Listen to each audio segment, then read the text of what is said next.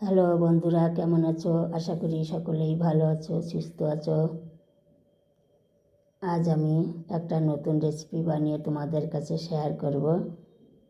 সুজি দিয়ে নরম তুলতুলে ভাজা পিঠা বানিয়ে তোমাদের কাছে শেয়ার করব। আশা করি সকলেরই ভালো লাগবে। ভিডিওটা না টেনে সম্পূর্ণ দেখার অনুরোধ রইল। আমি 1 কাপ মতো সুজি আর কয়েকটা কাজু নিয়েছি, সামান্য একটু লবণ দিয়ে দেব আর মিক্সিতে গুঁড়ো করে নিতে হবে।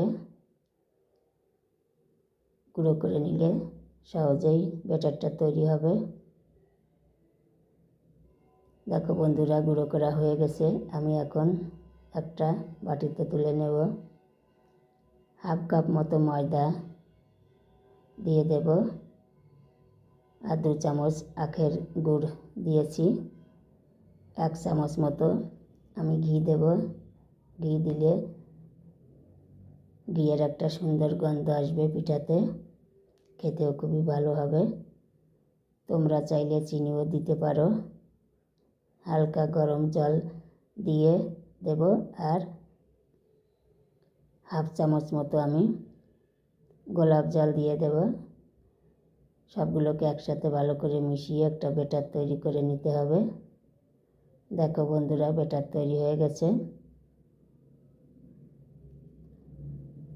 আমি এখন একটু রেস্টে রেখে দেব 10 মিনিট। এখন আমি একটা কড়াইতে তেল গরম করে নিয়েছি। এখন আমি তেল গরম হয়ে গেছে, একটু একটু করে ব্যাটার দিয়ে পিঠা তৈরি করে নেব।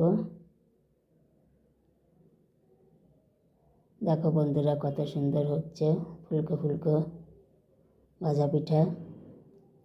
তোমরা চাইলে দুধ দিয়েও ব্যাটারটা তৈরি করে নিতে পারো। দুধ দিয়ে ব্যাটার তৈরি করে নিলে আরও বেশি সুন্দর হবে পিঠা।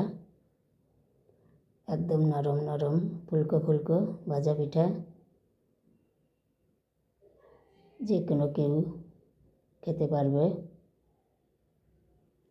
এবং টেস্টিও হবে খুবই। ভাজা পিঠা এমন একটা রেসিপি যে কোনো কেউ বানিয়ে নিতে পারে, খুব সহজ একটা রেসিপি। দেখো বন্ধুরা, সবগুলো ভাজা পিঠা আমার তৈরি হয়ে গেছে, ভেজে নিয়েছি। আমি এখন একটা পাত্রে তুলে নিয়েছি। দেখো বন্ধুরা, কত সুন্দর হয়েছে ভাজা পিঠা। তোমরা চাইলে এভাবে খুব সহজেই বানিয়ে নিতে পারো নরম তুলতুলে ভাজা পিঠা। খেতেও খুবই ভালো লাগবে। রেসিপিটা ভালো লাগলে লাইক, কমেন্ট ও শেয়ার করবে। আর যেসব বন্ধুরা ফেসবুক থেকে দেখছো, প্লিজ আমার চ্যানেলটাকে ফলো করবে। আর যেসব বন্ধুরা ইউটিউব থেকে দেখছো, প্লিজ আমার চ্যানেলটাকে সাবস্ক্রাইব করে সহযোগিতা করবে। নমস্কার।